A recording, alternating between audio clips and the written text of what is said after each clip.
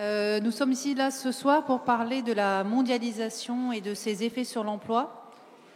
Un thème récurrent dans la campagne électorale cette fois-ci, avec deux candidats qui estiment que la mondialisation est en grande partie responsable du chômage en France. Donc ces deux candidats sont Marine Le Pen et en partie Jean-Luc Mélenchon. Donc effectivement, quand on sait que le chômage est à 10% en France, c'est effectivement une question qu'on peut se poser. Est-ce que la mondialisation n'a pas détruit de l'emploi ? Surtout quand on a en tête toutes les affaires de délocalisation, dont la dernière en date est celle de l'usine Whirlpool d'Amiens, qui a été délocalisée en Pologne. Depuis la mi-2001, l'industrie française a perdu près d'un million d'emplois. Et cette période correspond effectivement avec la montée en puissance des pays émergents. Alors pourtant, tout n'est peut-être pas si simple. Parce qu'en France, il y a 5 à 6 millions de personnes qui travaillent soit dans des entreprises étrangères installées en France, soit pour des entreprises qui exportent à l'étranger. Donc c'est un tiers de l'emploi. Et puis, quand on regarde ce qui s'est passé en Allemagne, on a un scénario très différent. En Allemagne, l'industrie représente encore 22% de la valeur ajoutée, contre 11% en France. Donc il n'y a pas de déclin inéluctable de l'emploi et de l'industrie, certainement en France. Il doit y avoir d'autres causes. Donc pour en parler, nous avons plusieurs intervenants. Donc, le plus loin à ma droite, Philippe Froquin, qui est doctorant en économie à la Fabrique de l'Industrie, qui réalise une thèse sur les liens entre la mondialisation et le marché du travail, en distinguant les emplois exposés et abrités.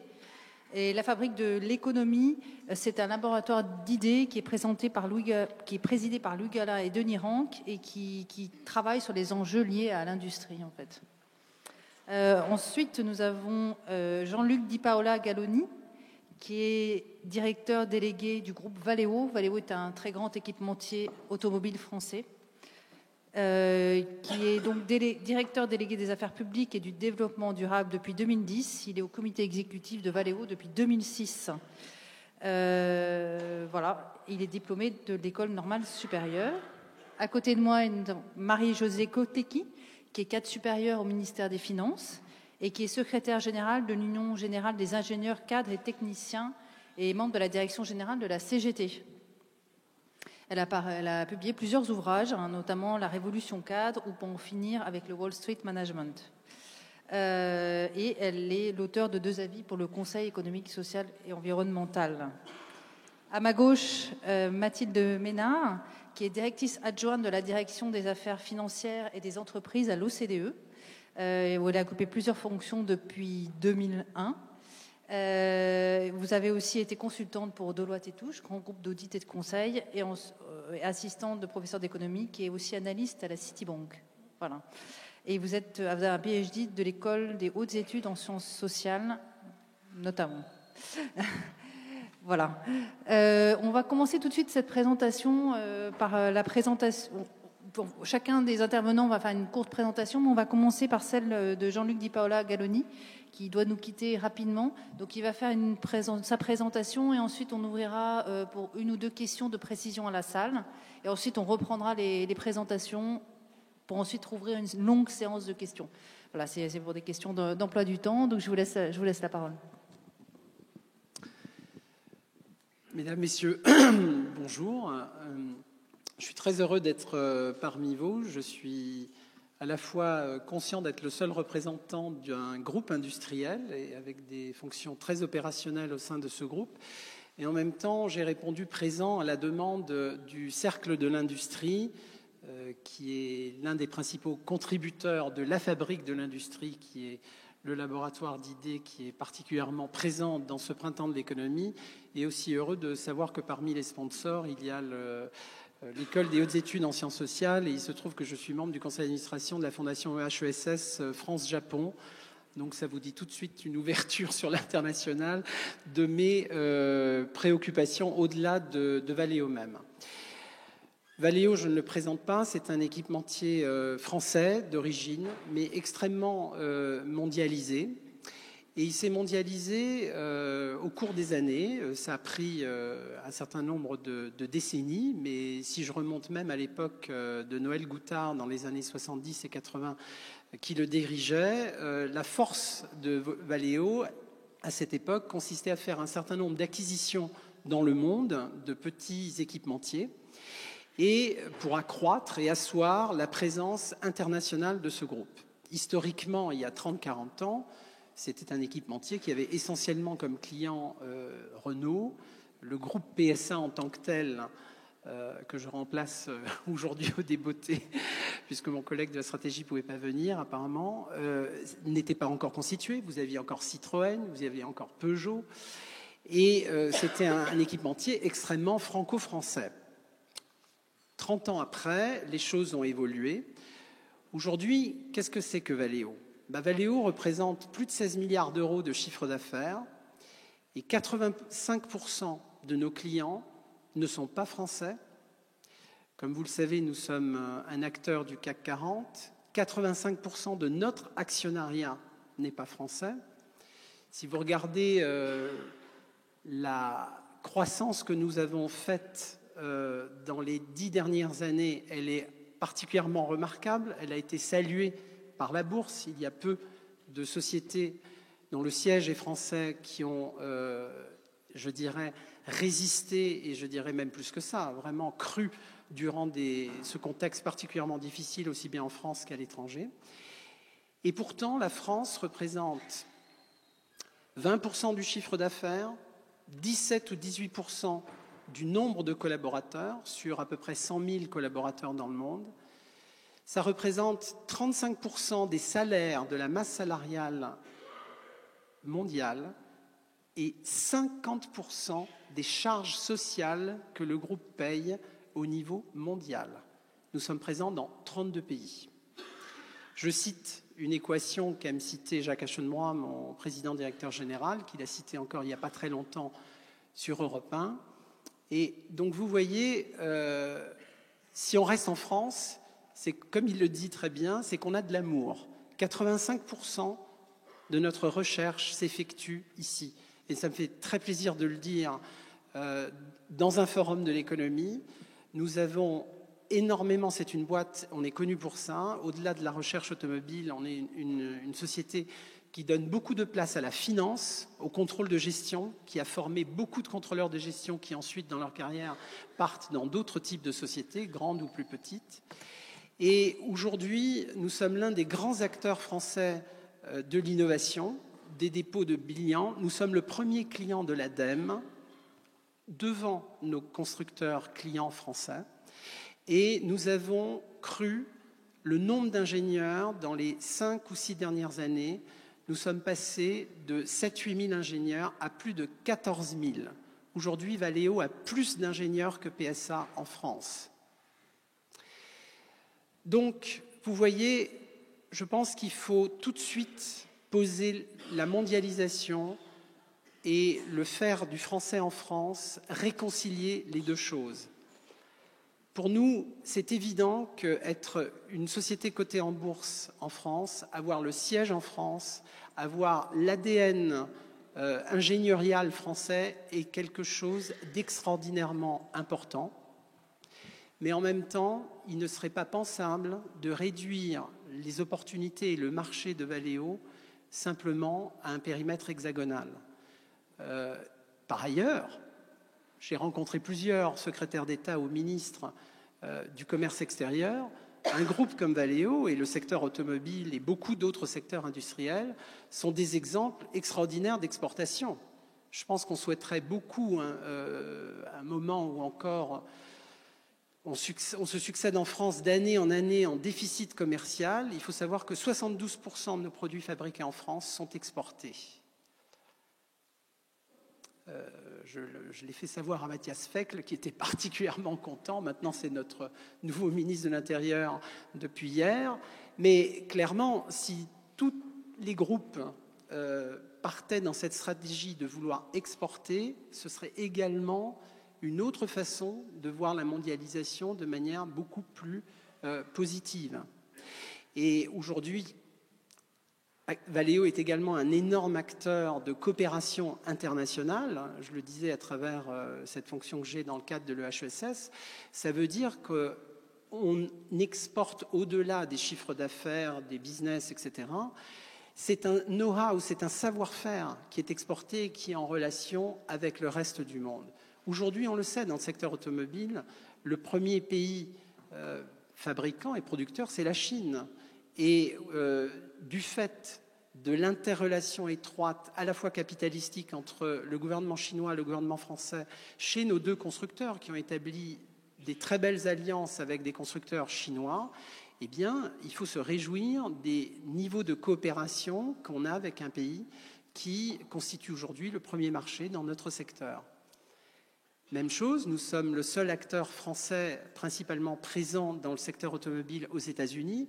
Depuis la crise de 2007-2008, les États-Unis et l'Amérique du Nord en général est reparti. C'est ce qu'on appelle un pays réémergent dans nos classifications. Et aujourd'hui, être un équipementier français, mais qui sert Ford, GM, Nissan États-Unis, Hyundai États-Unis, Toyota États-Unis, eh bien, c'est une opportunité absolument importante. Alors on voit que ça n'est pas uniquement un sentiment politique qui se passe en France, il y a beaucoup de repli sur soi dans un certain nombre de pays dans le monde, je n'ai pas besoin de les citer, vous les connaissez parfaitement, et nous sommes pour, je dirais, une internationalisation, je n'aime pas tellement ce terme de mondialisation, mais le secteur automobile fait que les équipementiers et les constructeurs doivent être présents dans les marchés en croissance. Et le but d'un équipementier comme le nôtre, c'est d'être présent dans chaque marché émergent, que ce soit la Chine, que ce soit l'Inde maintenant, qui est en train de rattraper un certain retard par rapport à la Chine, mais qui croît énormément, que ce soit les pays de l'ASEAN, que ce soit le Japon, que ce soit les États-Unis et l'Amérique du Sud qui connaît, comme nous le savons, un certain fléchissement, mais qui est en train, on a déjà quelques prémices de redémarrage au Brésil. Mais je pense que c'est absolument important que des groupes français puissent être soutenus également, je dirais, dans les politiques et chez le prochain régime qu'on aura à l'international. C'est quelque chose qui est très très important. C'est ce qui fait la force également du pays avec lequel on se compare le plus souvent, c'est-à-dire l'Allemagne. La force de l'exportation est un atout absolument capital et est un élément de santé absolument important pour les groupes industriels français. Donc je m'arrêterai là pour ne pas être trop long. On va peut-être reprendre du coup les présentations. Donc Philippe Froquin, je vous laisse la parole. Oui, merci. Bonjour à tous. Je suis également très, très heureux d'être présent pour discuter de ce thème, mondialisation ennemi de l'emploi, point d'interrogation. Donc c'est un thème très important et je crois que dans le débat public, on manque parfois d'éléments de cadrage et de chiffres. L'emploi n'est clairement pas un ensemble homogène. Tous les emplois n'ont pas le même degré d'intégration dans l'économie mondialisée. Il existe des emplois qui sont très directement exposés à la mondialisation et d'autres qui sont vraiment abrités. Or, les statistiques nationales ne nous fournissent pas le nombre de ces emplois. Clairement, l'INSEE ne vous dit pas quel est le nombre d'emplois exposés, où ils sont situés sur le territoire et quelle est la part dans l'emploi total. Alors avec Pierre-Noël Giraud, qui est chercheur à Mines ParisTech et à Dauphine, on a essayé d'estimer un peu la part de ces emplois exposés et abrités dans le cas de la France. Alors, le point de départ, c'était le constat que les emplois exposés, on les trouve dans les entreprises qui peuvent produire loin de leurs clients. Si on prend l'exemple des constructeurs automobiles, donc français, allemands, américains, japonais, donc ils sont situés un peu partout, mais ils s'adressent tous aux consommateurs français. Et c'est possible parce que les voitures voyagent relativement bien. Le coût de transport d'une automobile représente quelques pourcents de son prix de vente. Là, j'ai pris l'exemple d'une entreprise industrielle, mais c'est aussi le cas dans les services. On a des entreprises qui se situent loin de leurs clients, les centres d'appel ou celles qui développent des jeux vidéo, par exemple. Donc, ce qu'on a, et à l'inverse, il n'est pas du tout réaliste pour un boulanger, si vous voulez, d'envoyer une baguette fraîche par Colissimo à un client étranger. Ils se situent tous quasiment tous dans le quartier où se trouve la boulangerie. Et c'est la même chose pour un coiffeur qui en plus a besoin d'avoir une présence physique avec son client pour que la coupe soit réalisée. Donc, ce qu'on a fait, c'est on s'est intéressé à la géographie des emplois. On s'attendait à ce que les emplois abrités, qui ne participent pas aux échanges internationaux, soient répartis grosso modo comme la population française. J'ai une carte là-dessus sur une planche que vous pouvez peut-être afficher. Donc,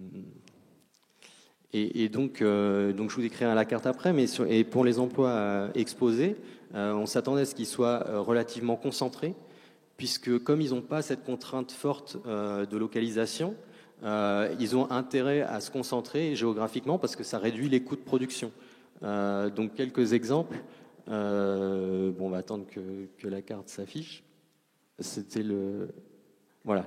Je ne sais pas si vous voyez très bien. Je vais vous décrire en bas les deux cartes en bas. Donc c'est en vert et en jaune. Vous avez à gauche le commerce de détail et à droite l'enseignement. Donc c'est peut-être pas très très clair, mais globalement ces emplois se répartissent comme la population en France.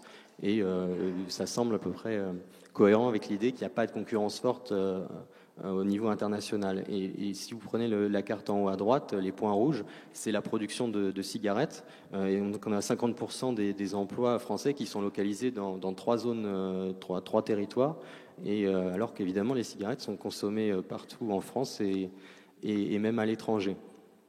Donc avec cette méthodologie, on a essayé d'estimer le nombre d'emplois. J'ai peut-être un graphique après, si vous pouvez passer la planche. Voilà, on a estimé à 3/4 le nombre des travailleurs français qui sont abrités de la concurrence internationale. Et ce nombre s'est accru d'environ 2,5 millions entre 1999 et 2013. Donc il reste seulement un quart des travailleurs français qui sont exposés à la concurrence internationale.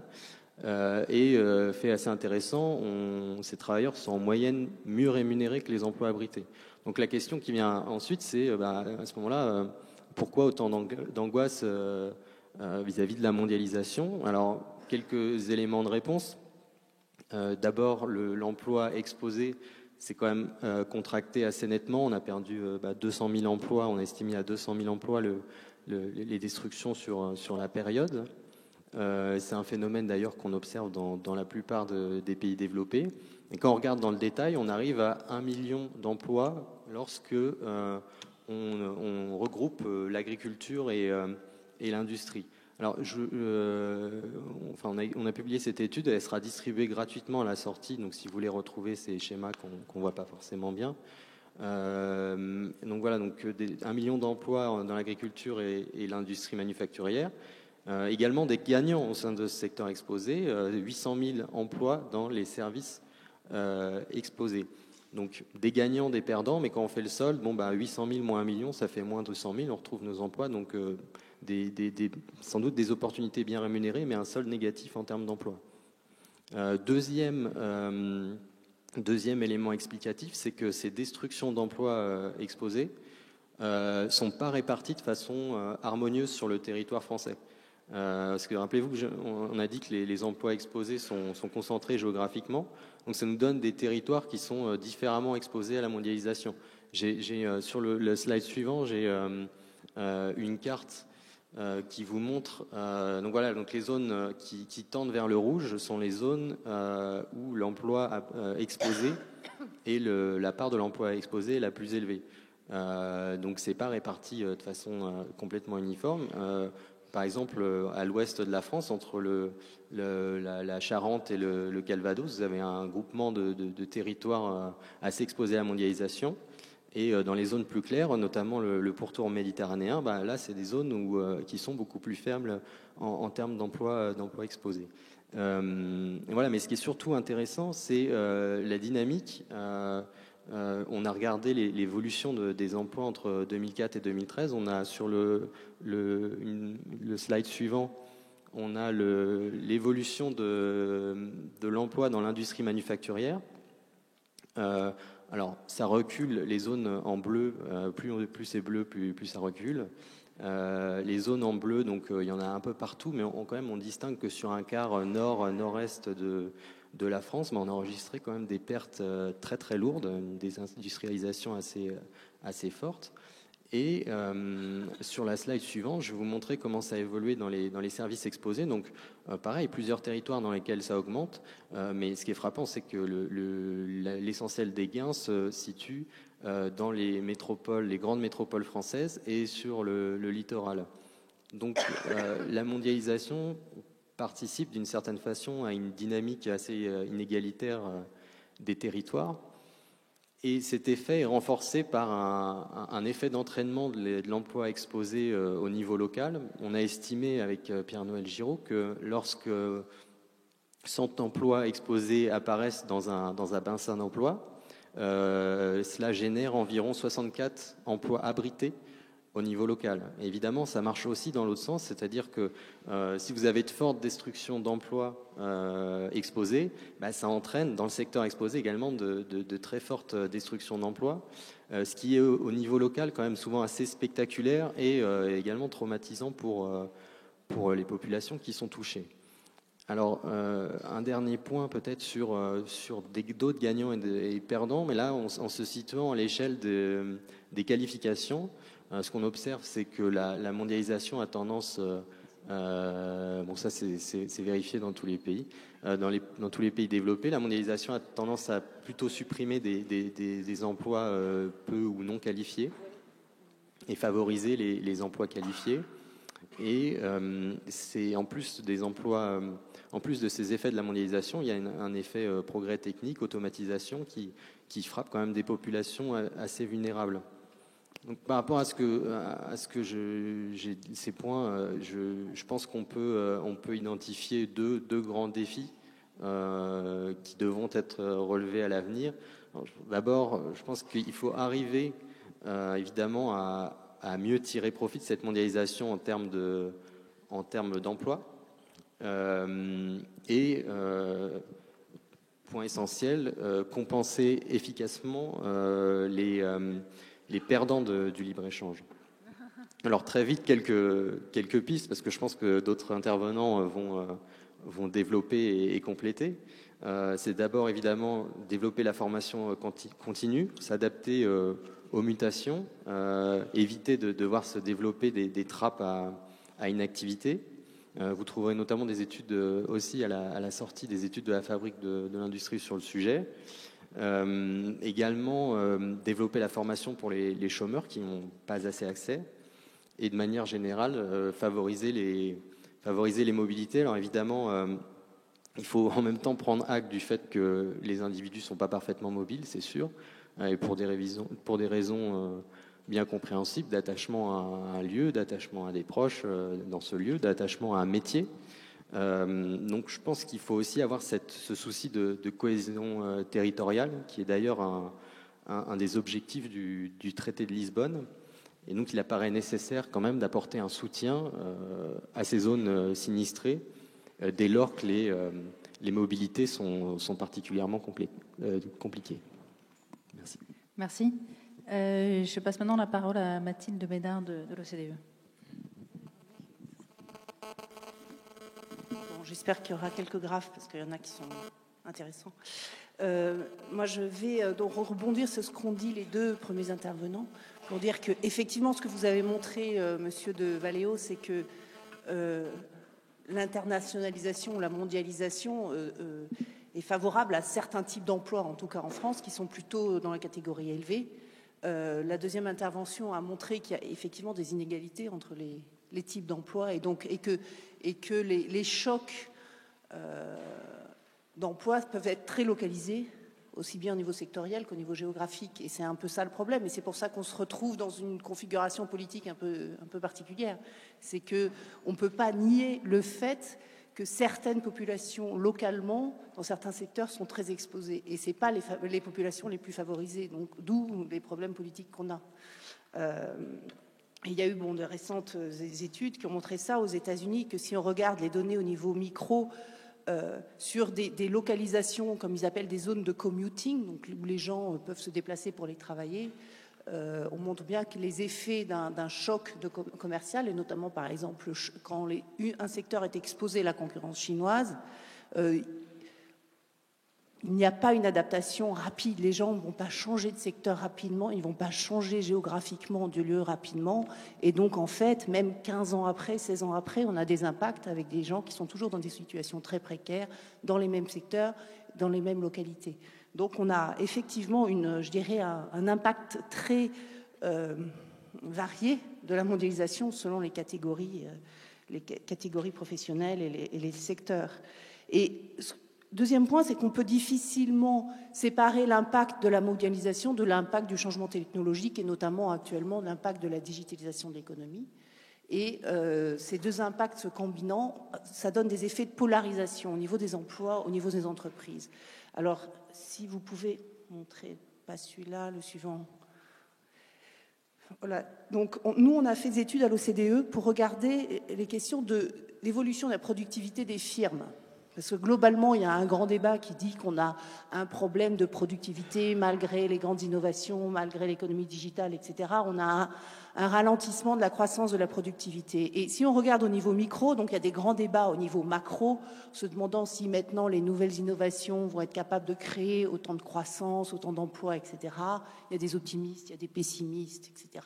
Mais si on regarde au niveau micro, on se rend compte que finalement, cette décélération globale cache une divergence accrue entre différents types de firmes. Des firmes qui sont des champions globaux et qui ont une forte croissance de productivité, et des firmes qui restent à la traîne et dont la productivité ne s'accroît pas. Donc on a un phénomène de polarisation au niveau des productivités, donc des entreprises, qui probablement est expliqué par des phénomènes, alors en français j'ai appris comment on le dit, le vainqueur rafle la mise, en anglais c'est winner takes all, dynamique. Donc voilà, donc des phénomènes dus aux caractéristiques des nouvelles technologies de l'information et de la communication. Alors peut-être, je sais que vous allez parler de ça beaucoup, donc je vais passer vite là-dessus. Mais aussi dû au fait probablement que la machine à diffusion de l'innovation entre les firmes qui sont des leaders au niveau global et les firmes qui sont plutôt à la traîne, cette machine-là, ça ne marche plus très bien. Les firmes à la traîne ont de moins en moins la capacité de profiter de l'innovation, l'innovation à la frontière technologique. Et aussi, on a certaines preuves qui montrent qu'on a un problème de contestabilité des marchés, donc des problèmes de concurrence effective dans cette nouvelle économie où il y a une polarisation entre des firmes championnes, en gros, au niveau global, et des firmes qui n'arrivent pas à être plus productives. Et ce que ça donne aussi au niveau ensuite du marché du travail, c'est qu'on a aussi une polarisation du marché du travail. Donc on a finalement des emplois, ce que la mondialisation, tout comme la digitalisation de l'économie, ce que ça donne, c'est que finalement, ça remet en question les emplois hautement répétitifs. Et par contre, donc la demande de travailleurs aux compétences de niveau intermédiaire diminue. Et par contre, les emplois hautement qualifiés, non répétitifs, qui demandent des compétences interpersonnelles, des capacités de résolution de problèmes atypiques, etc., et complexes, non structurés, par contre, là, la demande augmente. Ce qui explique qu'effectivement, la mondialisation a un impact très diversifié selon que vous êtes un ingénieur ou vous êtes un ouvrier à la chaîne. Vous n'avez pas du tout les mêmes effets de la mondialisation. Et donc, on a étudié, il y a eu beaucoup d'études là-dessus sur finalement quel va être l'impact de la mondialisation, de la digitalisation, l'automatisation, etc., sur les emplois. Alors, il y a des études plus ou moins alarmistes. Aux États-Unis, il y a une étude très connue qui a montré que la moitié des emplois allaient être automatisés. C'était la fin de l'emploi, on allait vers un chômage technologique de masse, etc. Nous, à l'OCDE, on s'est appuyé sur une étude que l'on fait sur les compétences des adultes au niveau international. Et on a regardé, en interrogeant les gens sur les tâches qu'ils font dans leur job, en fait, quelles sont la partie de ces tâches qui est automatisable ou pas. Et on est arrivé à des résultats beaucoup plus moins pessimistes. qui montre qu'en moyenne dans les pays de l'OCDE, il y aurait 9 à 10% des emplois qui pouvaient être effectivement pleinement automatisés, donc qui allaient être amenés à disparaître probablement. Et en plus, il y aurait 25 à 30% des emplois qui allaient être fortement réorganisés parce qu'ils ont la moitié de leurs tâches qui sont automatisables. Donc effectivement, la mondialisation liée à la digitalisation allait amener à une forte réorganisation du travail avec un certain nombre d'emplois qui disparaîtraient, beaucoup d'emplois, un tiers des emplois probablement qui seraient fortement impactés, mais sans disparaître. Et donc, effectivement, on arrive avec tout ça à une polarisation du marché du travail. Alors, j'ai quelques graphes aussi, je pouvais avancer là-dedans. Non, encore, plus loin. Donc, ce qu'on voit au niveau des marchés du travail, c'est un phénomène encore plus loin. Voilà, celui-là. Donc, un phénomène d'effacement, finalement, des catégories intermédiaires en termes de salaire. Si vous regardez ce graphique et vous regardez la France qui est un peu au milieu à gauche, vous voyez que les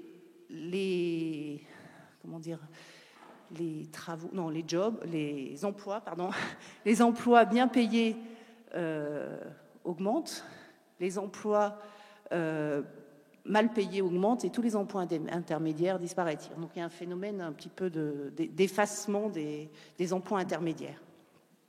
Si vous regardez le graphe suivant, qui un peu représente ce que je vous disais à propos de l'impact potentiel de l'automatisation sur les différents types d'emplois, et vous prenez la France aussi qui est plutôt vers le bas, 4 ou 5, 6e vers le bas, vous voyez que, comme je disais, il y a à peu près 9% des emplois qui sont amenés à disparaître du fait de l'automatisation, et puis globalement 30% des emplois qui sont concernés par des changements, de forts changements. Donc, on a cette polarisation sur le marché de l'emploi et donc une plus grande précarité et puis le développement de tous ces types d'économies de petits boulots, d'économies du partage ou d'économies du travail à la demande, etc., qui changent les modes d'organisation du travail et qui rend l'importance et le rôle des institutions traditionnelles de gestion du marché du travail qui les remet fortement en cause. Donc, pour faire face à ça, en fait, il y a un paquet de politiques au niveau national un peu traditionnelles dont on a toujours parlé. Il faut effectivement encourager la mobilité, les politiques d'activation sur le marché du travail, les politiques de formation, comme vous le disiez, formation tout au long de la vie, qui sont absolument essentielles, importantes, qu'on n'a certainement pas du tout fait assez, au regard de l'augmentation du chômage et de notre faible capacité d'adaptation jusque-là. Certainement, il faut renforcer toutes ces politiques-là. Il y a des questions de changer notre système de protection sociale aussi pour que les droits soient attachés aux individus et pas aux emplois spécifiques. Donc, il y a tout un chantier au niveau national pour accompagner cette mutation, accompagner les mutations dues à la globalisation ou à la digitalisation. Mais alors, il y a aussi un deuxième chantier, et c'est important pour articuler finalement la réponse politique au questionnement sur est-ce qu'il faut qu'on reste ouvert, est-ce qu'il faut qu'on quitte l'Europe ou pas, etc. Le deuxième chantier, il est au niveau international, et il est au niveau de jouer sur les normes, les règles du jeu au niveau international. Et ça, c'est très important. Et donc, la réponse politique... Alors, quand je parle de règles du jeu au niveau international, il y a beaucoup de sujets. Mais, par exemple, le sujet de la concurrence. On a des autorités de la concurrence au niveau national. Mais au niveau international, on n'a pas d'autorité internationale de la concurrence, vraiment. Et on a de plus en plus de cartels internationaux, parce que les affaires se font au niveau international. Donc les cartels se font au niveau international, une faible capacité au niveau européen, on l'a un peu, mais au niveau international, on a encore une faible capacité à détecter, à poursuivre, etc., les cartels internationaux. Et les cartels internationaux, dans les 15 dernières années, il y en a 240 qui ont été poursuivis. Après, combien il y en a qui existaient, on n'en sait rien. On a un peu moins qui ont été condamnés. Mais ça représente... Et pour ceux qui ont été démantelés, on a pu voir qu'en moyenne, la hausse des prix entraînée par le fait qu'il y avait une cartélisation était de 20%. Dans le secteur pharmaceutique, ça allait jusqu'à 50%. Donc, c'est vraiment des choses qui sont importantes en matière parce que finalement, ça, c'est l'extraction de rente au détriment des consommateurs finaux, qui sont parfois aussi, notamment les familles les moins aisées, qui peuvent être parfois aussi celles qui sont affectées par une perte d'emploi due à la mondialisation ou la digitalisation. Donc eux, ils sont perdants doublement. Donc c'est important de s'attaquer à ces règles du jeu international, à faire en sorte, sur ce cas-là précis, que les autorités de la concurrence puissent travailler ensemble, puissent faire des opérations conjointes, etc. Il s'agit aussi, par exemple, toute la question des chaînes de valeur globales et de la responsabilité sociale des entreprises. Comment les entreprises qui sont internationalisées vont s'assurer que dans toute leur chaîne de fournisseurs, ces fournisseurs-là respectent les droits de l'homme, n'emploient pas des enfants, les normes environnementales, les normes sociales, etc. Donc ça, c'est des choses qui se développent au niveau international, mais il y a encore beaucoup d'inégalités. Et comme on dirait en français, je ne sais pas comment dire ça en français, level playing field, il n'y a pas encore d'équité et d'égalité des règles du jeu qui s'appliquent à tous de façon... il y a en matière évidemment d'intégrité, de corruption, je ne vous ferai pas un dessin. Donc toutes ces questions-là sont très importantes et c'est un chantier qui permet de répondre politiquement aussi à cette détresse qui est exprimée par les résultats des votes du Brexit, de Trump, etc. Les solutions proposées ne sont pas les bonnes. La solution, elle est effectivement au niveau national et elle est au niveau de la coopération internationale. Et donc pas à la fermeture, mais à plus de coopération internationale pour réussir à développer des règles du jeu qui soient équitables pour tout le monde, qui soient justes pour tout le monde et surtout les mettre en œuvre. Merci. Je passe la parole à Marie-Josée Coqueligui. Oui, peut-être une remarque. Quand on parle de mondialisation et d'emploi, je crois que la question clé, c'est certainement pas d'être pour ou contre la mondialisation. C'est absurde. La mondialisation, elle existe. Et tout le monde va être pour la libre circulation des hommes et des femmes, pour des échanges, pour éventuellement des coopérations, pour la diffusion des savoir-faire, des savoirs ou des technologies.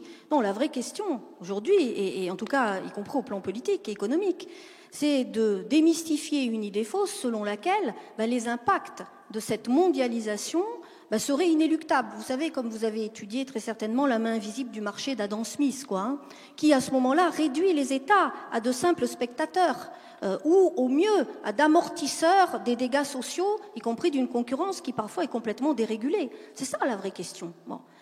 Et moi je pense qu'effectivement, ça c'est une croyance qui conduit aujourd'hui, de manière très sérieuse et très inquiétante, y compris dans le monde, à une poussée de la démondialisation nationaliste et populiste, du repli sur soi, avec des effets dévastateurs, non seulement au plan économique, mais aussi au plan démocratique, au plan de nos libertés, voilà, et des libertés dans chaque pays. C'est ce qui a conduit à l'élection de Trump, par exemple. C'est les risques qu'on vient d'éviter de justesse, d'un cheveu aux Pays-Bas. C'est le programme économique du Front National en France. C'est ça la vraie question. Comment on intervient sur le sens et la finalité de la mondialisation et comment les États ont de vrais moyens, et j'en veux pour preuve, ça viendra peut-être dans le débat, les différences de choix effectués par les gouvernements successifs en Allemagne par rapport à l'industrie et par rapport à l'emploi, et les différences de non-choix effectués en France par des gouvernements successifs sur le délitement de l'industrie que nous connaissons aujourd'hui. C'est ça la réalité.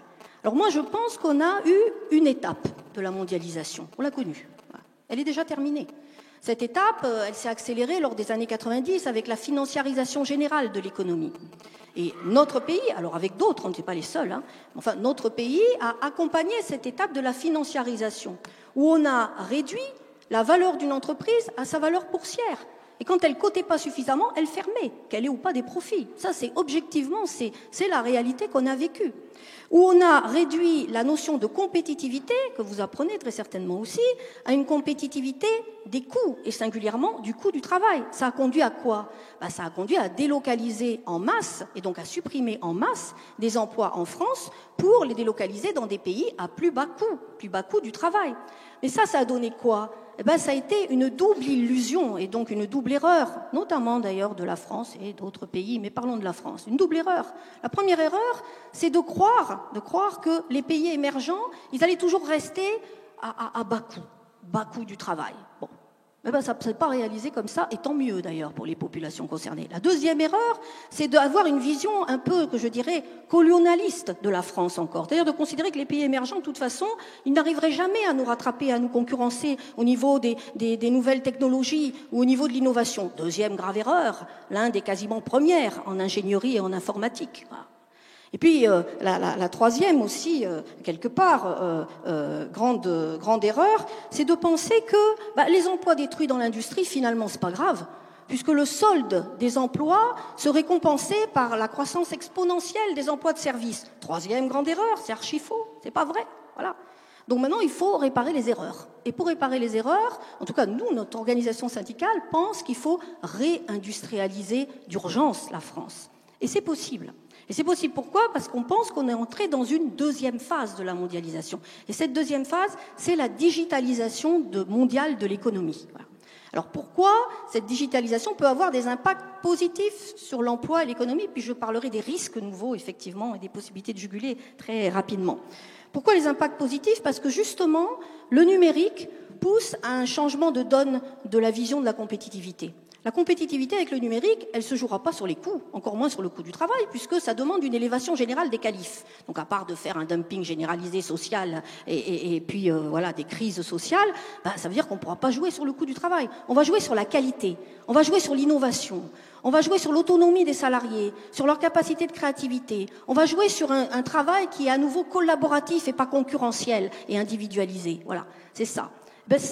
Ça peut permettre aujourd'hui de mettre en avant les avantages compétitifs de notre pays. Parce que les avantages compétitifs de notre pays, ils existent. Et ils sont notamment dans la qualité, d'ailleurs ça a été dit par Aléo, dans la qualité de notre ingénierie, dans la qualité de nos infrastructures publiques, dans notre capacité d'être parmi les meilleurs dans l'utilisation des nouvelles technologies aujourd'hui et dans le fait que notre pays est un des premiers pays au monde dans la création de start-up et de start-up innovantes. Le problème, c'est qu'il en détruit autant, voilà, c'est ça le problème, et qu'il va donc falloir protéger et intervenir pour leur donner les ressources nécessaires pour passer de l'innovation au prototype et donc aux enjeux industriels. Voilà. Alors après, pourquoi c'est intéressant ? Parce que ça peut permettre aussi de relocaliser des emplois en France. Parce que le numérique, c'est quoi ? C'est le rapprochement des unités de production et de conception. Pourquoi ? Parce que quand vous faites une innovation, notamment dans les services, ou même Apple, quand il crée son téléphone, il faut tout de suite qu'il le teste sur le produit, et qu'il le teste en direct, immédiatement, et qu'il personnalise le produit au plus près du client. Ça peut réancrer des emplois de production industrielle, et ça peut réancrer des emplois au plan territorial. Après, il y a des risques, et je terminerai sur les risques, et puis comment peut-être un peu les juguler très rapidement. Les risques, c'est quoi dans l'économie digitale ? C'est deux composantes. C'est la robotisation et l'automatisation, et oui, ça peut supprimer des emplois. Qu'est-ce qu'on fait ? Et puis, c'est le nouveau modèle d'affaires à travers ce que vous connaissez aussi, les plateformes numériques. Ces plateformes numériques où on risque de se retrouver demain, peut-être déjà un peu aujourd'hui, avec des usines réelles, où il y a de moins en moins d'humains et de plus en plus de robots intelligents, et puis des usines virtuelles, c'est les plateformes numériques mondialisées, où il y a une masse de main-d'œuvre considérable, elle est mondiale, elle est considérable, mais très individualisée, très précarisée et très disséminée dans le monde. C'est ça. Et dans cette masse de main-d'œuvre, elle peut être très peu qualifiée, comme par exemple des coursiers à vélo, les livraisons, etc. Elle peut être de très haute qualification, notamment tous ceux qui vont faire le traitement, les logiciels et le numérique. Voilà. Ça veut dire qu'il y a peut-être une polarisation des emplois, mais les deux, peu qualifiés ou très hautement qualifiés, peuvent être aussi précarisés demain par la digitalisation de l'économie. Alors qu'est-ce qu'on fait ? Sur la robotisation et l'automatisation, nous, on pense syndicalement qu'il faut ouvrir des discussions et des négociations avec l'État, y compris avec tous les partenaires sociaux, par filière de métiers. Et regarder les métiers qui vont être effectivement supprimés parce qu'il y a besoin d'être robotisés, parce qu'il y a besoin d'augmenter, en tout cas de lutter contre le vieillissement de notre appareil productif. Mais en même temps, de penser aussi quel niveau d'emploi socialement acceptable on veut en France avec une démographie qui, heureusement pour nous, est dynamique. Nous avons plein de jeunes. On va les laisser à la porte des entreprises, on va les laisser vieillir à la porte des entreprises. Ça, c'est pas possible. Et donc nous, ce qu'on demande dans ce compte-là, c'est effectivement de regarder le juste niveau et puis d'augmenter la formation de reconversion pour des salariés qui ne sont pas en capacité aujourd'hui d'utiliser une nouvelle technologie. Et puis c'est aussi de bousculer notre enseignement en France pour que l'enseignement anticipe et anticipe sur, effectivement, l'enseignement pour de nouveaux métiers, notamment dans tout le numérique ou l'usine du futur. On est très en retard en la matière aujourd'hui. Et puis, c'est aussi de regarder, alors là, je sais que je vais fâcher beaucoup de monde, mais comme il est parti, je suis désolée, voilà, c'est de regarder du côté des gains de productivité. Bosch annonce, avec la digitalisation donc de ses usines, etc., il annonce 1 milliard d'euros de gains de productivité. Qu'est-ce qu'on en fait? Nous, on est favorable à ce qu'on regarde par filière, par grand groupe, les gains de productivité sur 2 ans, qu'on les suive et qu'on regarde leur répartition dans la formation, dans l'investissement des machines, mais aussi dans l'élévation des qualifs et dans la rémunération aujourd'hui des qualifications, dans l'amélioration des conditions de travail. On vient de gagner chez Orange, par exemple, sur proposition de la CGT, et on a convaincu visiblement tout le monde, puisque l'accord est signé unanime, après 1 an de discussion, on vient de gagner un collectif national du numérique qui, tous les 2 ans, regardera chez Orange les gains de productivité octroyés, et tous les 2 ans, on aura une négociation sur comment on les réinvestit aujourd'hui. Voilà. À la fois pour moderniser l'entreprise dans sa compétitivité, mais aussi rendre le paiement, le juste paiement de la qualification à ces travailleurs. On vient de gagner le droit à déconnexion dans 2 boîtes, c'est la Poste par exemple et Orange, pour permettre que les gens qui utilisent les outils numériques, avec cette intensification du travail, cette porosité du travail dans sa vie privée, dans sa vie personnelle, eh bien, ils puissent avoir le droit à déconnexion aujourd'hui avec une réorganisation de la production. C'est gagné chez Orange, c'est gagné à la Poste. On vient de gagner chez BNP Paribas. Vous savez, maintenant, les jeunes, parfois, quand vous êtes embauchés, eh bien, vous serez dans la zone grise, c'est-à-dire qu'on vous appelle les salariés nomades. C'est-à-dire que vous travaillerez avec les outils numériques, mais quelques heures chez vous, un jour par-ci, par-là chez vous, et de fait, vous n'êtes pas des salariés à part entière. Vous n'êtes pas comme les autres, vous n'aurez pas au même droit que des autres. Eh bien, là, on vient de gagner que le nomadisme soit reconnu à BNP Paribas et qu'on ait effectivement des garanties collectives pour cette catégorie-là qui était en fait très jeune de salariés-là. Voilà. Donc on peut faire des choses intéressantes en termes de progrès social, en termes de progrès technologique et en termes effectivement de progrès économique. Et puis juste sur les plateformes, je le dis, nous on se bat contre la précarité de ceux qui travaillent sur les plateformes numériques. On a beaucoup de mal puisqu'elles sont mondiales. Mais aujourd'hui, on a gagné, par exemple aux États-Unis, ils ont gagné contre l'ubérisation, la requalification en tant que salariés des chauffeurs de taxi. Et on est en train de regarder juridiquement avec d'autres comment on peut revoir le lien de subordination. C'est sûr que quand on travaille sur une plateforme numérique, on n'est pas salarié. Donc il n'y a pas ce contrat de subordination. Donc on n'a pas droit à toutes les garanties collectives. Mais il y a un contrat, en fait, implicite de lien de forte dépendance économique. Eh bien, avec ça, juridiquement, on peut requalifier le salarié ou on peut regrouper ces jeunes contributeurs indépendants dans des coopératives collaboratives. Et puis, une fois qu'ils sont regroupés, on peut aller discuter avec le donneur d'ordre et voir le paiement de la qualification, les conditions de travail qui captent la valeur ajoutée. Voilà quelques petits éléments que je voulais donner dans le débat pour faire effectivement bouger les choses, mais bouger les choses dans le sens du progrès. Merci beaucoup à tous. Je vais poser une première question pour lancer le débat, puis après j'ouvrirai à la salle. Que répondre à ceux qui disent, donc Marine Le Pen en France, mais aussi Trump aux États-Unis, que de toute façon la mondialisation, il faut arrêter parce que les règles du jeu sont pipées, que la concurrence est déloyale et qu'on ne peut pas mettre en face, enfin de façon très simple, disent un ouvrier chinois et un ouvrier français, la bataille est perdue d'avance. Comment on répond qu'est-ce qu'on répond à ça? Et est-ce qu'un ouvrier français ou un industriel français a ses chances face à un industriel chinois ou indien? Je ne sais pas qui veut répondre en premier.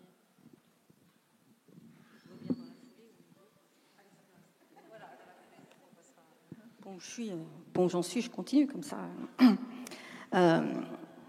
Je l'ai dit, lutter contre la mondialisation, enfin être contre la mondialisation, pour moi c'est une absurdité, comme fermer les frontières. Enfin, là aussi, je pense même que c'est extrêmement grave et ça encourage au repli nationaliste. Et puis personne n'est autosuffisant dans un produit, dans un pays. Donc il faut fermer les frontières. Enfin, franchement, c'est absurde. Puis les frontières sont assez passoires avec les outils numériques, entre parenthèses. Voilà. Donc ça peut pas exister. Moi, je pense qu'effectivement, aujourd'hui, les règles de la mondialisation, c'est surtout l'OMC qui commande, l'Organisation mondiale du commerce. Voilà. Et l'Organisation mondiale du commerce, c'est le primat du marché sur tous les autres choix des pays.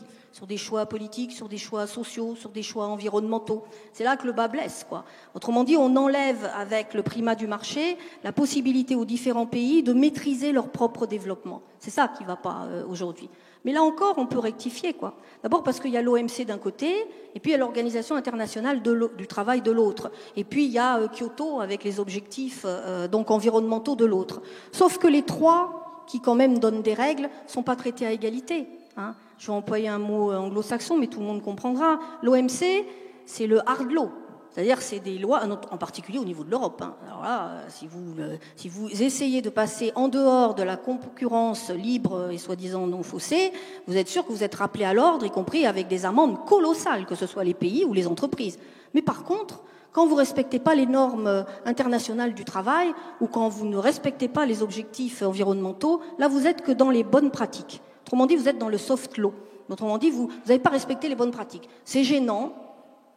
On vous donne peut-être un petit blâme, mais enfin, vous n'avez aucune conséquence, quoi. Donc moi, je pense que pour éviter ça, on a besoin aujourd'hui de rééquilibrer les règles de l'OMC, très bien, mais aussi au même niveau d'incidence et de respect, les règles de l'OIT et les règles des objectifs environnementaux. Ça, c'est possible. Et puis, on a besoin aussi, ça a déjà été dit, de créer des normes sociales, des normes environnementales, une harmonisation de la fiscalité, mais au plan international. Moi, je citerai un petit exemple. Il y a quelques années, puisque j'ai eu le temps de aux États-Unis, j'avais été frappée parce que les États-Unis avaient beaucoup de retard dans les technologies au niveau de l'aéronautique et de l'aérospatiale. Voilà, par rapport à la France. Hein. Parfois, on est devant. Hein, voilà, ils avaient beaucoup de retard. Eh bien, ils étaient arrivés à interdire le Concorde sur le sol des États-Unis. Pourquoi ? Parce qu'ils venaient d'inventer leurs propres normes sociales, leurs normes protectionnistes, un protectionnisme masqué, ils n'avaient pas besoin de fermer les frontières. Hein. Concorde n'a jamais pu exister et se développer, en tout cas du côté des États-Unis, au nom du fait que les normes environnementales, c'était le Concorde fait trop de bruit. Puis quand ils ont rattrapé leur retard technologique, ils ont enlevé la norme, plus exactement ils l'ont changée, et là effectivement Boeing a fait autant de bruit que le Concorde, mais lui, il n'y a pas de problème, il a pu se développer. C'est ça le problème. Donc on a vraiment besoin de ces normes internationales pour éviter ce repli sur soi, ce protectionnisme et ces déséquilibres. Voilà, moi c'est surtout là-dessus que je voulais insister. Je suis d'accord, et juste pour reprendre ce que je disais dans ma présentation, c'est que effectivement la solution, c'est des règles du jeu, c'est de changer les règles du jeu et de les améliorer et qu'elles soient justes, équitables et appliquées aussi. Donc il y a toute la question de soft law, hard law. Je suis pas sûre que la solution soit toujours dans la hard law. Et je suis d'accord avec ce que vous dites. Il y a d'autres, mais il n'y a pas que l'OMC, Kyoto et ILO, hein, donc à l'OCDE notamment pour faire la page de publicité. Nous, on a des normes, on travaille sur des normes en matière de corruption, en matière d'intégrité, qui sont plus ou moins, certaines sont de la soft law, de la good practice, effectivement, d'autres sont de la hard law. On a une convention internationale sur la corruption dans les transactions internationales, qui est de la hard law. Hein. On travaille aussi sur les normes pour faire ce qu'on appelle de la concurrence neutre entre les entreprises publiques et les entreprises privées. Et là, quand vous parliez de la concurrence entre des entreprises chinoises et des entreprises françaises éventuellement, il y a aussi un problème que certaines entreprises chinoises sont des entreprises publiques chinoises qui bénéficient de tas de choses. Donc la concurrence peut être faussée. Elle ne l'est pas toujours, mais elle peut être tout à fait faussée. On a aussi effectivement, c'est de la soft law, des guidelines sur la conduite responsable des entreprises et sur tous les processus de due diligence dans les chaînes de valeur. Là, effectivement, c'est de la soft law, mais on a des mécanismes de mise en œuvre avec des points de contact nationaux où n'importe qui peut porter plainte sur un point de contact national français, par exemple, pour les agissements d'une multinationale française n'importe où dans le monde, et avec des mécanismes d'arbitrage, alors qui sont moins forts que des mécanismes juridiques durs, mais qui fonctionnent, en fait. Donc, effectivement, la solution, elle est aussi dans l'amélioration des règles internationales, qu'elles soient soft, qu'elles soient dures, et quelles que soient les institutions qui les portent, hein, et qui les développent. Oui, je suis tout à fait d'accord avec ce qui vient d'être dit. Donc, je vais peut-être insister sur ce qui se fait au niveau européen, même si c'est encore timide. Je pense que l'Europe est de moins en moins, disons, naïve par rapport à ces questions. On a sur le plan de la réduction des gaz à effet de serre des discussions au Parlement européen autour de la mise en place d'un ajustement carbone aux frontières, c'est-à-dire une taxe sur la pollution. Alors évidemment, c'est compliqué parce que vous donniez un exemple tout à l'heure, c'est-à-dire que les pays frappés interprètent souvent ça comme du protectionnisme déguisé. Donc ils risquent de mettre en place ensuite des mesures de rétorsion contre nos propres entreprises. Donc ça peut être contre-productif. Là, on marche sur des œufs. Je pense que c'est une question aussi diplomatique et politique. Et puis un dernier exemple sur l'acier, sur les aciers chinois et taïwanais. Donc vous avez dû entendre parler, donc qui étaient vendus à perte. Là, la Commission a mis en place des droits de douane assez élevés, alors moins élevés qu'aux États-Unis, mais ça commence à grimper. Elle amplifie son arsenal de défense contre ces méthodes de dumping. Donc voilà, on est peut-être encore des progrès à faire, mais je crois qu'on va quand même dans la bonne direction.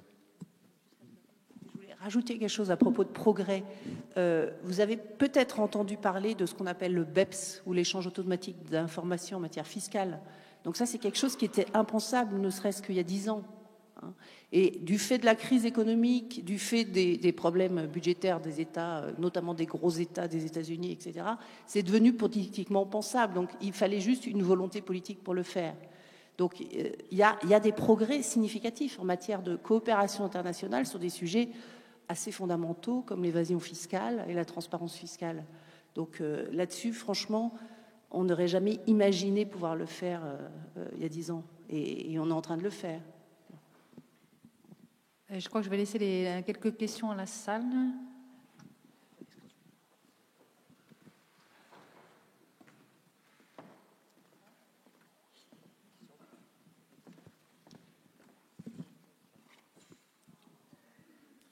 Bonjour. Alors, je vais citer un économiste, donc Robert Solow, qui dit il y a des ordinateurs partout, sauf dans les statistiques de la productivité. Donc, il y a eu des investissements énormes pour peu de productivité. Donc, dans cette digitalisation. Aussi, Paul Krugman, qui dit que les intelligences artificielles deviennent de plus en plus intelligentes. Donc, le travail le plus qualifié ne serait-il pas remplaçable au détriment du travail peu qualifié? Et par le passé, on a des exemples aussi d'emplois peu qualifiés créés par le progrès technique, par exemple le taylorisme, le travail à la chaîne. Donc, je pense qu'il serait plus pertinent de poser comme sujet la mondialisation comme ennemi de l'humain plutôt que de l'emploi. Donc, par exemple, Apple, qui a comme filiale Foxconn, où il y a eu des histoires de suicide, ou encore des usines chez Nike ou chez Gap qui font travailler les enfants. Donc, n'y aurait-il pas plutôt une internationalisation de l'éthique à faire plutôt que de l'économie?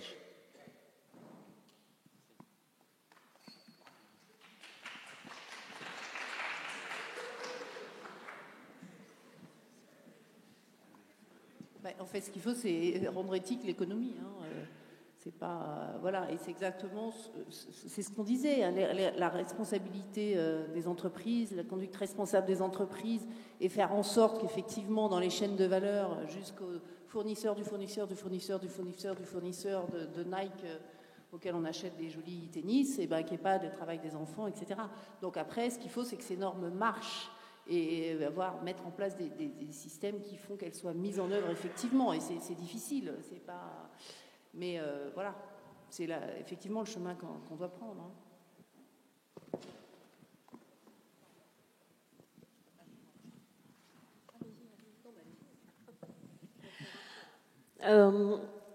Vous parlez des normes, Madame Ménard, des normes et des...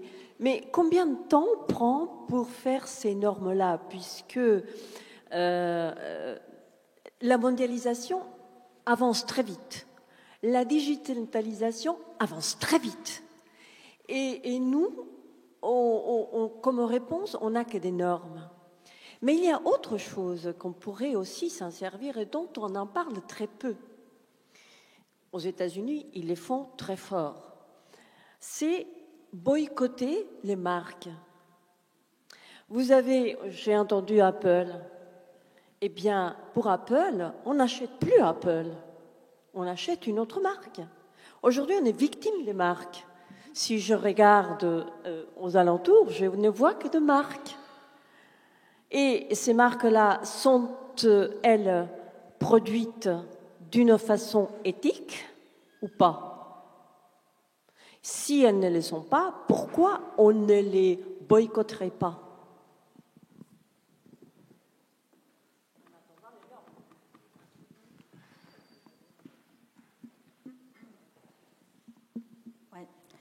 En fait, la digitalisation de l'économie mondiale, ça peut être à la fois le meilleur comme le pire. Je vais donner un exemple très concret qu'on observe dans le travail aujourd'hui.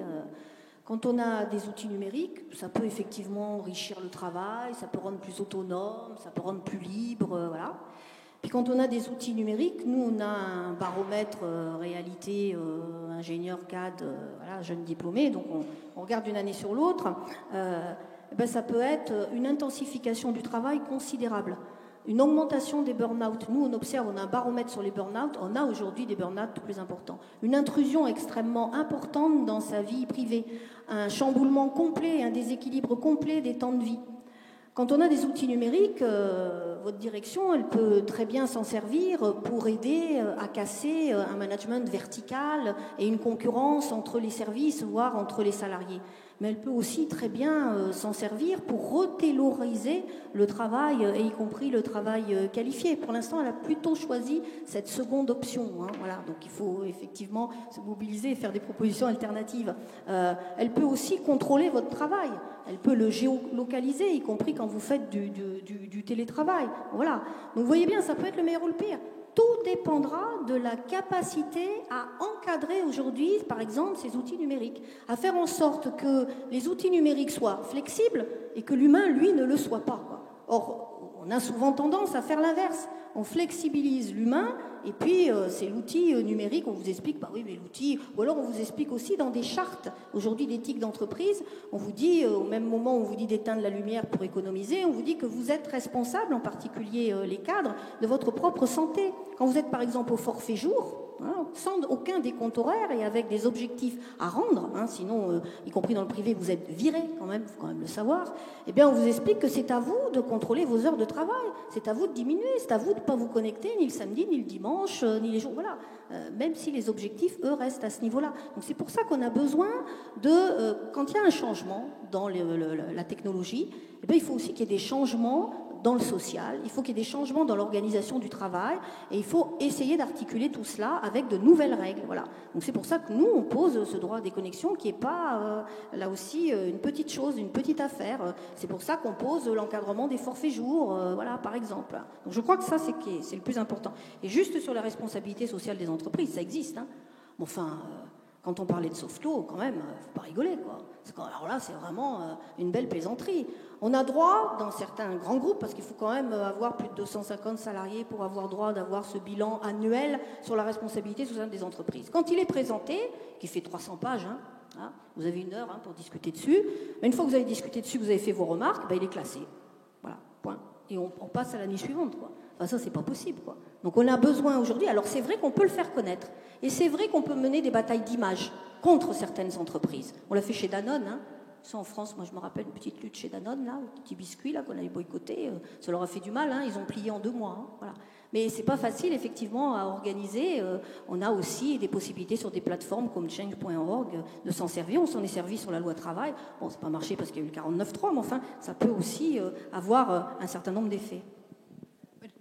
J'aurais envie de poser une question. Enfin, je trouve que la question qui se pose, c'est celle de l'efficacité des contre-pouvoirs. En fait, on sait qu'un système fonctionne s'il y a des pouvoirs et un contre-pouvoir pour qu'il y ait un équilibre. On a l'impression aujourd'hui quand même qu'on a des difficultés à mettre en place des contre-pouvoirs face à des tendances certaines fois excessives de la mondialisation de certaines entreprises, pas toutes. Comment on répond à ça, ce problème? Parce que les syndicats sont encore très nationaux, et les organismes de régulation ne sont pas très forts, voilà.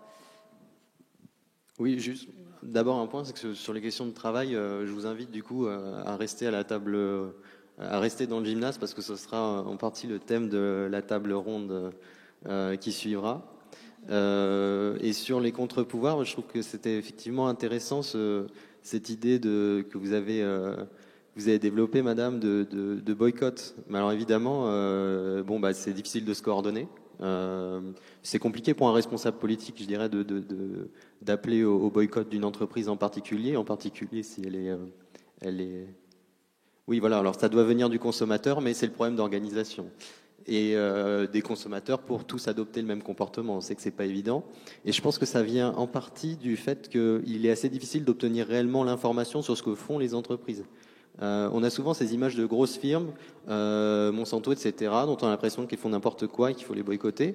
Je parle sous le contrôle de Marie-Josée Kotlicki, mais je crois que finalement, pour les travailleurs, il est souvent plus facile de s'organiser dans les grandes firmes pour résister, plutôt que dans les petites firmes où on est peu nombreux. Il suffit qu'il y ait une personne ou deux qui a un intérêt divergent et ça ne marche pas, on n'arrive pas à se coordonner. Et voilà, et pointer les petites firmes du doigt, c'est très compliqué parce que il n'y a pas toute l'attention qui est portée sur ces firmes est beaucoup plus réduite que celle qu'on porte aux grandes firmes. Elles sont très surveillées et finalement, c'est peut-être pas celles-ci qui sont les plus à boycotter. Donc voilà, les contre-pouvoirs sur des firmes plus réduites, ça me paraît compliqué. Oui, j'avais une question. Donc, merci beaucoup pour vos speeches, c'est très clair. En fait, je pense que vous avez très bien décrit qu'il y a quand même dans nos sociétés une problématique un peu de double vitesse, d'une mondialisation qui profite à certains et d'autres qui ne profitent pas, etc. Et dans ce contexte-là, on se sent plus protégé. Et effectivement, on se retourne plutôt vers les États pour qu'ils nous protègent, parce que par ailleurs, il y a beaucoup de choses qui sont faites à l'OMC, au Bureau international du travail, à l'Europe, etc. Mais on n'y comprend rien à ce niveau-là. C'est très complexe, c'est des normes, c'est extrêmement technique, et on ne voit pas du tout, on ne comprend pas. Et donc ma question est la suivante, est-ce que finalement notre époque, c'est le problème que l'on a, c'est d'avoir une vision d'avenir. Et cette vision d'avenir, que sera mon futur finalement à court et moyen terme, c'est pas la peine d'aller chercher trop loin, je ne le vois pas, je vois trop d'incertitudes. Et le constat, c'est aussi que c'était l'État qui jouait ce rôle-là dans les années 50, après-guerre, etc. C'est lui qui a une vision d'avenir pour le pays. Et maintenant, il ne l'a plus, cette vision d'avenir. Donc cette vision d'avenir doit être construite par un ensemble en fait, de citoyens, de collaborateurs, d'entités qui doivent se mettre ensemble pour dessiner cette vision d'avenir. Et ça, on ne voit pas venir cet écosystème qui commencerait à traduire quand même une vision un peu plus sereine pour nous tous.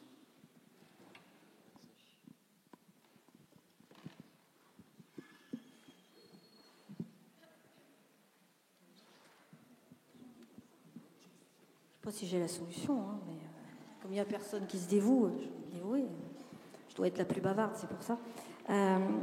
Moi, je pense que le gros problème que nous avons collectif, c'est que quand on regarde la mondialisation, il n'y a pas d'image positive de la mondialisation. On n'a pas su construire une image positive. Voilà.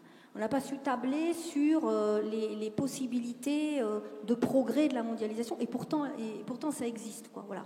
Et je crois que politiquement, soit on n'en parle pas, soit on accepte les dégâts de la concurrence et la montée des inégalités, soit on veut faire disparaître la mondialisation. Mais personne aujourd'hui n'essaye, en tout cas politiquement, je trouve, y compris dans le débat, de construire cette image positive de la mondialisation, avec de nouveaux droits citoyens et des pouvoirs citoyens, pourtant ça existe. Après, il ne faut pas manier le référendum tort et à travers. D'un côté, on gouverne par décret, puis après, on fait des référendums pour... Voilà, faut le faire intelligemment. Mais ça existe aujourd'hui. On peut multiplier l'information, y compris pour le consommateur. Le consommateur s'exprime aussi de plus en plus. On peut s'appuyer sur les aspirations sociétales de consommer et donc de produire autrement aujourd'hui, et les outils numériques peuvent y répondre, notamment en développant l'économie circulaire, l'économie de la fonctionnalité. On peut aujourd'hui réduire les inégalités en disant que finalement la propriété, on peut très bien vivre sans être propriétaire. Je pense à l'économie de la fonctionnalité avec le covoiturage, l'économie de partage, et ça c'est possible, quoi. Sauf qu'il faut quand même, là, je veux bien que les États soient garants de rien, ils étaient garants que dans les années 50, c'est pas ce qui a été dit, hein, mais c'est parfois ce qu'on dit, mais ça dépend aussi des choix politiques, économiques qui sont faits par aussi les États eux-mêmes, quoi, et notamment l'Union européenne, quoi, voilà. Je prends par exemple les GAFA, là, les grandes plateformes multinationales et notamment américaines. Bon, bah, si premièrement on n'a pas su anticiper en Europe une coopération pour construire un big data européen avec une éthique citoyenne qui protège l'utilisation de nos données personnelles aujourd'hui, et qui protège aussi et qui se protège de la captation de la valeur ajoutée par d'autres pays ou d'autres Google et autres internationaux. Voilà, on n'a pas su le faire. Et deuxièmement, aujourd'hui, il faut quand même qu'on réagisse par rapport à ces plateformes aujourd'hui, quoi. C'est-à-dire que non seulement on contre le dumping fiscal, je suis d'accord, c'est-à-dire qu'on leur fait payer l'impôt dans le territoire à concurrence de l'activité qu'elles réalisent dans les territoires, mais c'est pas suffisant, quoi. C'est pas suffisant. Google, par exemple, sur Seb, il avait mis à mort Seb en quelques mois, hein, voilà. Donc il faut quand même savoir qu'il y a des grandes plateformes qui peuvent détruire, y compris une industrie, une entreprise, et ceci en quelques mois. Donc on a besoin effectivement de réguler et d'avoir un modèle qui, là aussi, régule les plateformes aujourd'hui. Et ça, on peut le faire effectivement à plusieurs. Alors sur le syndicalisme, j'aurais beaucoup trop de choses à dire. Je dirais simplement qu'on est très caricaturé, et notamment en France, qu'on est trop faible, et notamment dans les entreprises du privé et les petites et très petites entreprises, ce qui fait que d'ailleurs même les salariés votent de moins en moins aux élections des TPE, on a eu les résultats, même si au niveau des ingénieurs cadres et des techniciens, la CGT a progressé, je vais quand même vous tenir à le dire, voilà.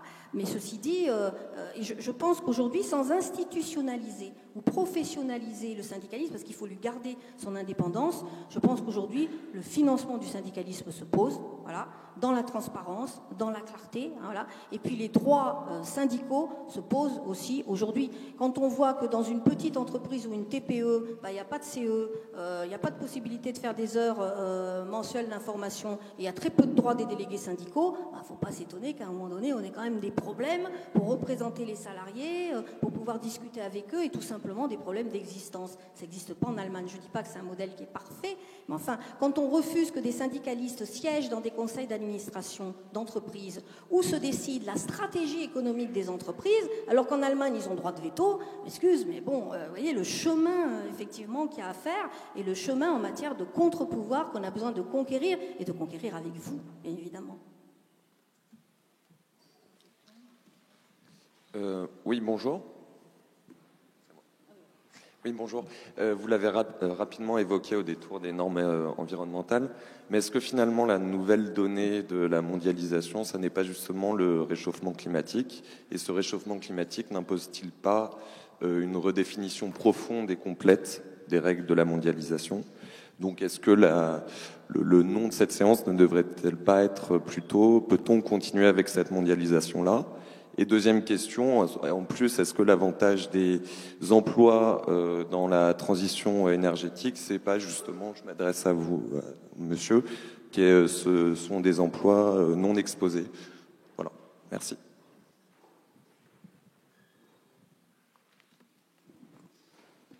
Oui, alors déjà la réponse oui.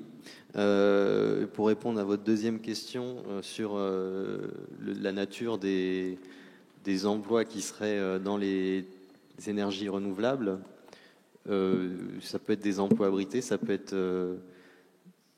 des emplois exposés également. Je sais même pas si c'est une question qu'il faut se poser aujourd'hui. Je suis d'accord avec vous, il faut effectivement se lancer dans cette transition énergétique.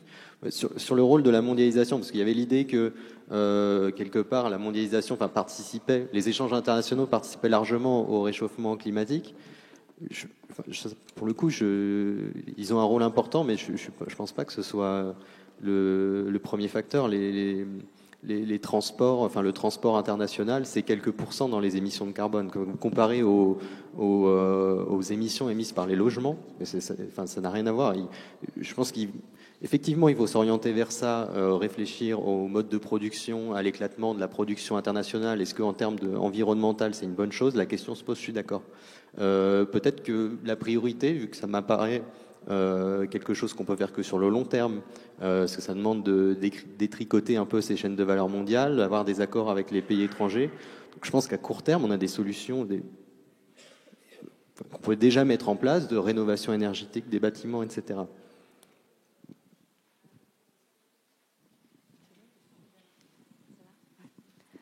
Bonjour. Donc j'avais une question. Puisqu'il est difficile pour un responsable politique d'appeler au boycott d'une marque et compliqué pour les consommateurs de boycotter une marque, pourquoi tout simplement continue-t-on d'importer de produits dont on sait que la production est irresponsable en termes de normes sociales et environnementales ?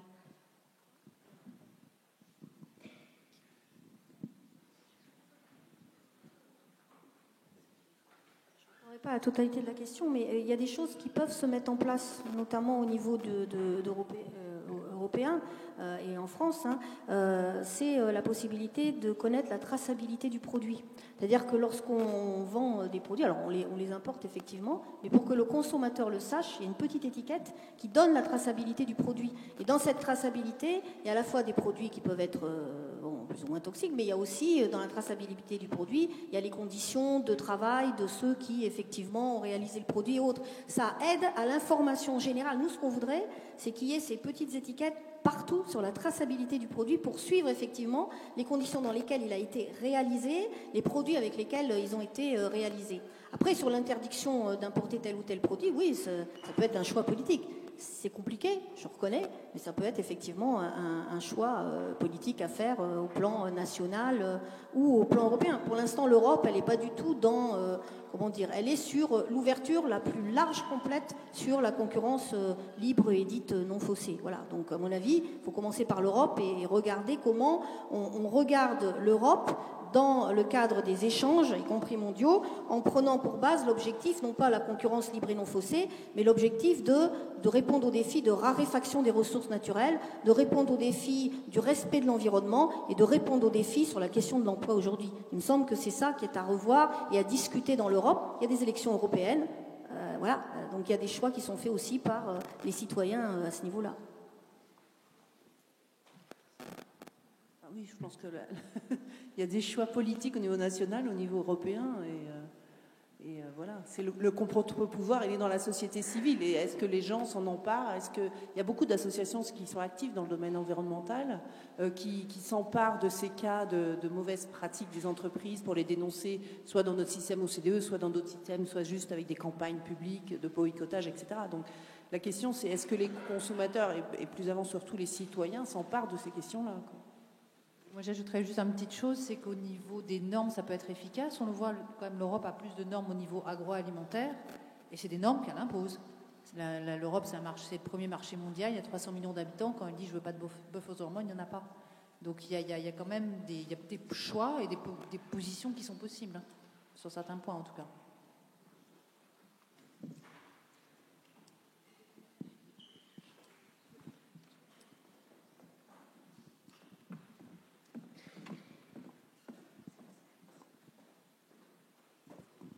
Bonjour.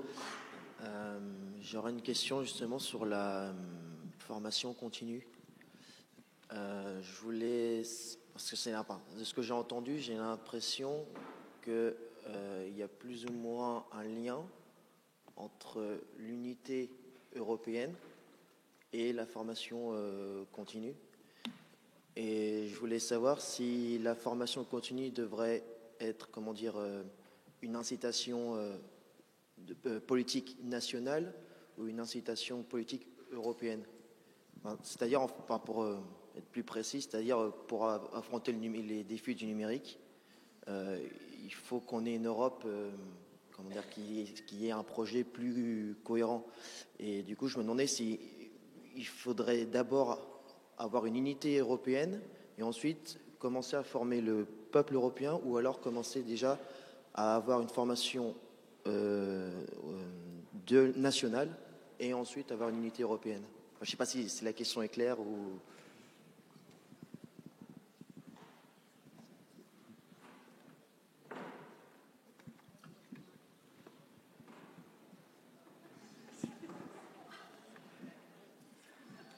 On se passait le micro. Moi, je répondrai sur la formation. niveau en tout cas de notre organisation syndicale, mais on n'est plus les seuls et c'est bien.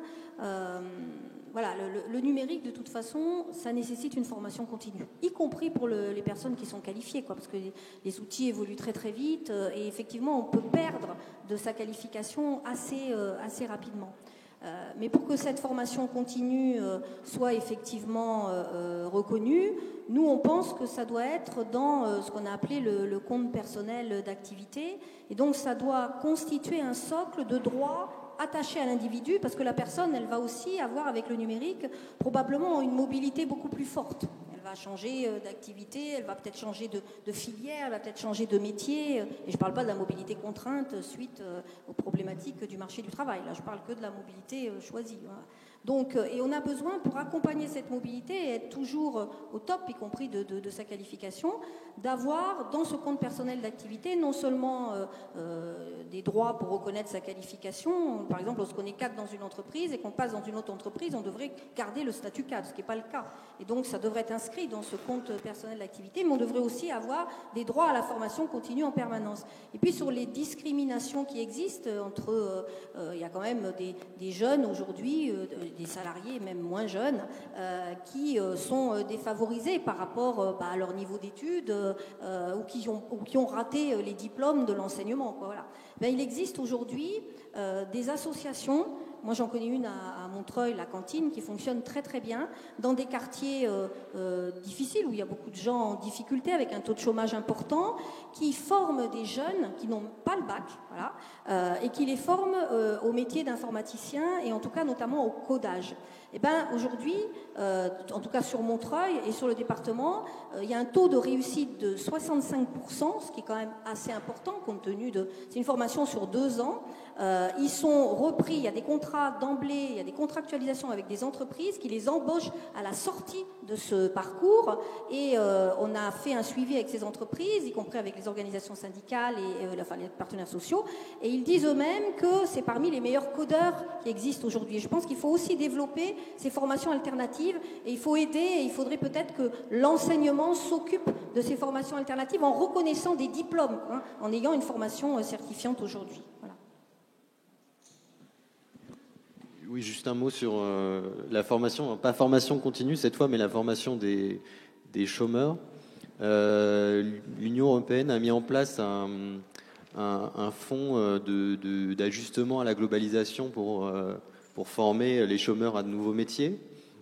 Et c'est seulement 150 millions d'euros par an, ce qui présente quelques dizaines de milliers de chômeurs formés par an. C'est vraiment insuffisant, c'est sous-dimensionné. Donc là, il est urgent vraiment de faire quelque chose, je crois.